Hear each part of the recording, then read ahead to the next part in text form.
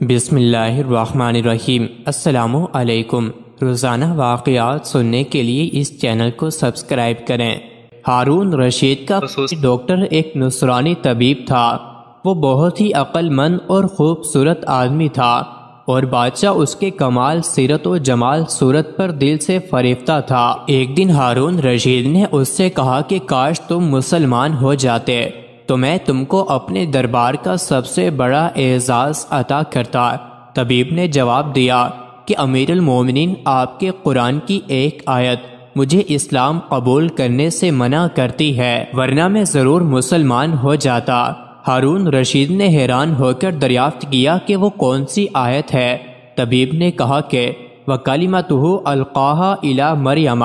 وَرُوحٌ مِّنْهُ، یعنی حضرت عیسیٰ علیہ السلام اللہ کا کلمہ ہے جس کو اللہ نے بی بی مریم کی طرف ڈال دیا اور وہ اللہ کی روح ہے۔ دیکھیے اس آیت میں روح منہ کا لفظ آیا ہے اور یہ من تبعیض کے لیے ہے، جس کا حاصل یہ ہوا کہ حضرت عیسیٰ علیہ السلام خدا کا جز اور اس کا ایک ٹکڑا ہے۔ طبیب کی یہ تقریر سن کر ہارون الرشید کو بڑا رنج و صدمہ ہوا اور اس نے اپنے دربار کے تمام علماء کو طلب کیا تاکہ طبیب کے اس شبہ کا ازالہ کرے، مگر درباری علماء اس شبہ کا جواب دینے سے قاصر رہے اور ہارون رشید رنج و قل سے بے قرار ہو گیا۔ اتنے میں پتہ چلا کہ مفسر علی بن الحسین مروزی حج سے واپس ہوتے ہوئے بغداد میں ٹھہرے ہوئے ہیں۔ ہارون رشید نے فوراً ہی انہیں بھی دربار میں بلایا اور وہ بھی ناگہاں یہ سوال سن کر چکرا گئے اور فوراً جواب نہ دے سکے، مگر انہوں نے فرمایا کہ اے امیر المومنین،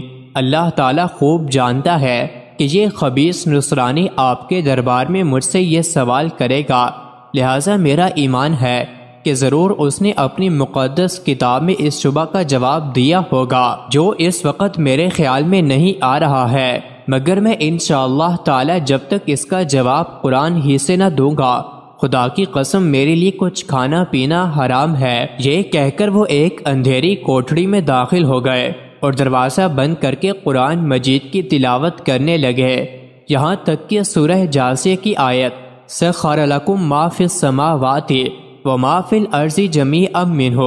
زبان پر آئی تو مارے خوشی کے اچھل پڑے اور فوراً دروازہ کھول کر باہر نکلے اور دربار میں جا کر ہارون رشید کے سامنے نصرانی طبیب کو یہ آیت پڑھ کر سنائی اور فرمایا کہ دیکھ لے، یہاں بھی روح منہ کی طرح جمیع منہ آیا ہے، تو اگر اس من کو تبعیض کے لیے مانا جائے تو یہ لازم آئے گا کہ زمین و آسمان بھی خدا کے جز قرار پائیں، لہٰذا تم خوب سمجھ لو کہ روح منہ میں من تبعیض کے لیے نہیں ہے، اور حضرت عیسیٰ علیہ السلام ہرگز خدا کے جز نہیں ہیں، بلکہ وہ زمین و آسمان کی طرح خدا کی مخلوق ہے۔ علی بن الحسین کی یہ نورانی تقریر سن کر نصرانی طبیب کا سینہ کھل گیا اور اس کا شبہ بالکل رفع ہو گیا اور وہ اسی مجلس میں کلمہ پڑھ کر مشرف با اسلام ہو گیا۔ ہارون رشید کو اس قدر خوشی ہوئی کہ اس نے علی بن الحسین مریضی کو بڑے گران قدر انعام و اکرام سے مالا مال کر دیا۔